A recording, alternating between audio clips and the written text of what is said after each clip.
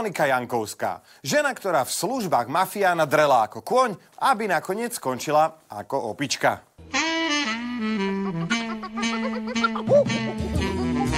Monča bola štátnou tajomníčkou na ministerstve vnútra. Potom médiá napísali o tom, že ju Marian Kočner vo svojej údajnej vyzradenej komunikácii nazýva opička. Monike zobrali policajti pravdepodobne už nový a vymenený telefón a ona zvolala briefing. Sa vzdávam funkcie štátnej tajomničky. Tam nám oznámila, že všetko je vymyslené a ona sa vzdáva funkcie kvôli tomu, že trpí jej 80-ročná chorá mama. O komunikácii s Kočnerom, braní a sprostredkovaní úplatkov či riadení súdky niektorá mala rozhodnúť správne ani prd. Johnny, la gente está muy loca. What the fuck? Lenže tak to nebolo. Monča odišla preto, že sa jej ako štátnej tajomníčke nepodarilo utajiť, že pre Kočnera robila s rovnakým zanietením, s akým si kreslila obočie. O jej odchode sa preto u nás hovorilo viac ako o odchode majstra Gotta. Gott bohužiaľ odišiel navždy. Uličnica Monika nám však stále poletuje po krajskom súde. Odkiaľ sa vôbec opička vzala, z akej čeľade pochádza a čím všetkým ju Kočner krmil, si povieme v dnešnom dieli. Jankovskej kariéra odštartovala rýchlejšie ako Ferrari smeráckych amigos obchodujúcich s kokainom.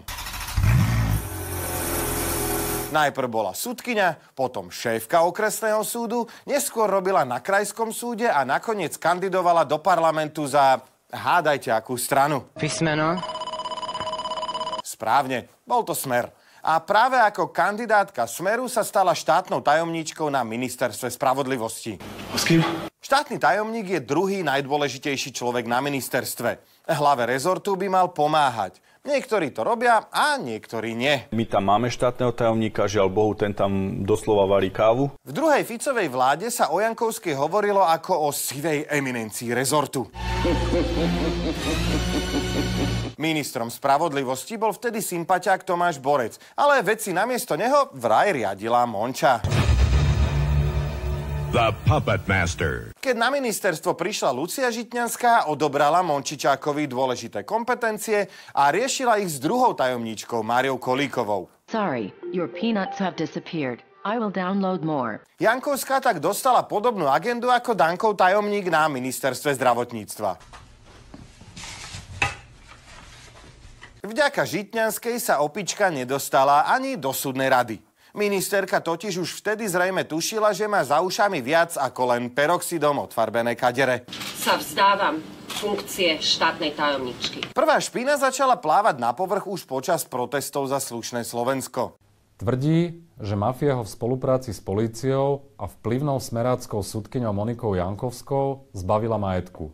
Má strach o život, pretože sa mu vyhrážali fyzickou likvidáciou. Podnikateľ Ondrej Janíček. Podnikateľ Ondrej Janíček obvinil Jankovskú, že ešte ako trenčianska sudkyňa vzala úplatok 3 milióny korún od mafiánskej skupiny Petra Čongrádyho. Za peniaze mala zabezpečiť, aby bol Janíček vo väzbe, či mafii údajne uľahčila ovládnutie jeho baru. Vďaka podobným rozsudkom sú naše súdy dôveryhodné asi ako sada hrncov za 9 eur.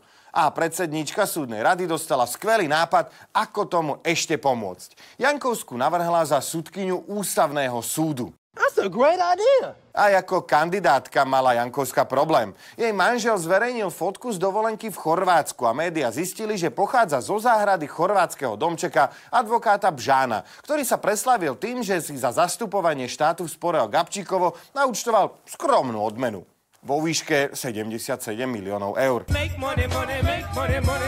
Ono asi vážne fakt vyzerá trochu zle, keď sa kandidátka na ústavnú sudkyňu stýka s prominentným milionárskym advokátom.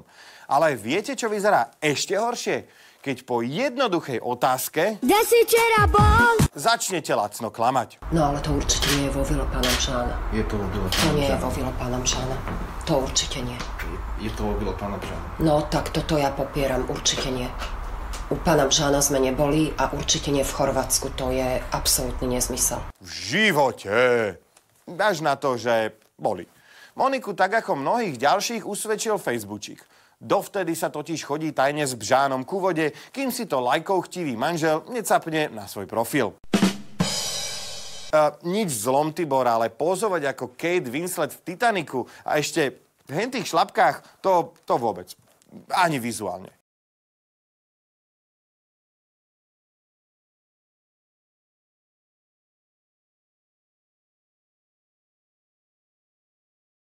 Tiborová fotka je už asi len fakt, že návštevu, ktorú Jankovskí zapierali, úplne bez okolkov a obratom právnik Bžán potvrdil.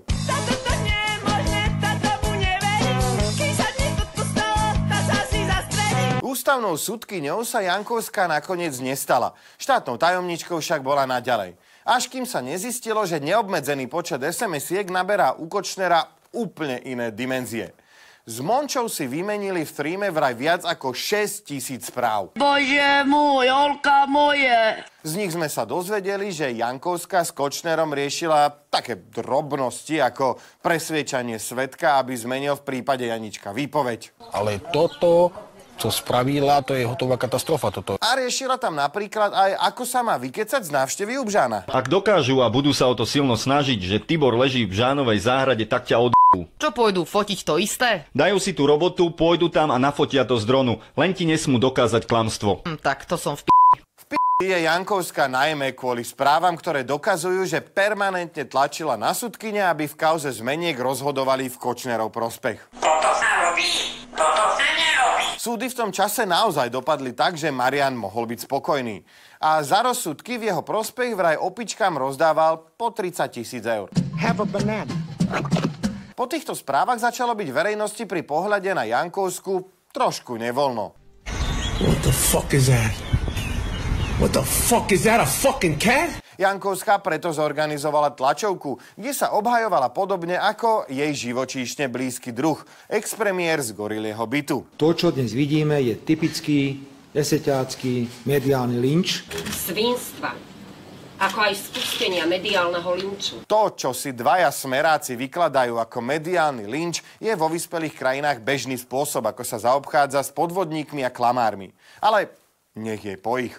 Mediálny lynč zabral. Opička zliezla z lián a odstúpila sama. Chceli ste moju verejnú popravu aj prostredníctvom nepodložených informácií a mediálneho lynču.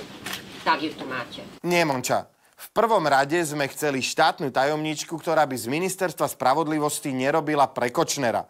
Ale keďže si to nedokázala, áno, poprava by bola celkom na mieste. Ale zase už nie sme v 18. storočí, že? Keď ste si ma upiekli, tak si ma ísť žasťa! Mohla by si to uvedomiť aj ty a prestať postup polície a prokurátorov, ktorí si zodpovedne robia svoju prácu a vyšetrujú masívne podozrenia z korumpovania sudcov, nazvala svinstvom. Tak sa už konečne zobuď. Dobré ráno, začal nový deň. Budíme sa, deti, wow, yeah. Bohužiaľ, nie je to ešte úplne na wow, yeah, pretože to vyzerá, že Jankovská nie je jediná svojho druhu. Každý deň sa dozvedáme, že skorumpovaných sudcov a prokurátorov je ešte viac. Navyše za celé tie roky mohli v každej z Jankovskej kauz zakročiť viaceré osoby a orgány. Od súdnej rady, predsedu a sudcovskej rady Krajského súdu, kde Jankovská pôsobí, až po ministra spravodlivosti. Všetci však zakročili buď oneskorene, alebo vôbec. Ako keby sa inšpirovali s Zuzkou Smatkou. Dnes sa mi nechce nič, ani len prstom pohnúť. A už tradične najlepšiu reakciu dal kto? No kto? Písmeno.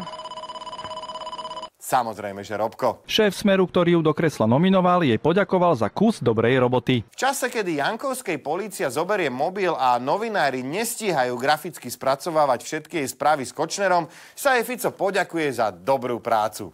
Asi tu pre Kočnera. Aj biežno řídí, ty ňupe. Toto si nezvykaj. To, že človek ako Jankovská sedel na ministerstve spravodlivosti, je rovnaký bizár, ako keď otec tradičnej rodiny chodí so svojou 16-ročnou žiačkou. Ešte väčší bizár však je, že okrem kožuchov z činčily si Jankovská stále oblieká aj sudcovský talár. Hey, monkey. Oh, give me the finger. Gabko Gál sa však našťastie po mesiacoch spamätal a nariadil disciplinárne konanie. pretože takéto opičky treba čo najskôr pochytať, kým si oni nerozchytajú náš štát.